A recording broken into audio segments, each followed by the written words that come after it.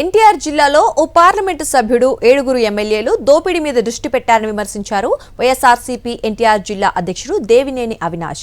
విజయవాడ ఉత్సవాల పేరుతో గొడుగు వెంకటేశ్వర స్వామి భూమి దోచుకోవాలని ప్లాన్ వేశారన్నారు. ఉత్సవాలు నిర్వహించిన స్థలాన్ని 56 రోజుల తర్వాత ఖాళీ చేయాలని కోర్టు చెప్పినా ఇప్పటి వరకు ఆ స్థలంలోనే తిష్ట వేశారన్నారు. ఎండోమెంట్ అధికారులకు చిత్తశుద్ధి ఉంటే ఆ స్థలం దేవాలయానికి చెందినదని బోర్డు పెట్టాలని డిమాండ్ చేశారు దేవినేని అవినాష్.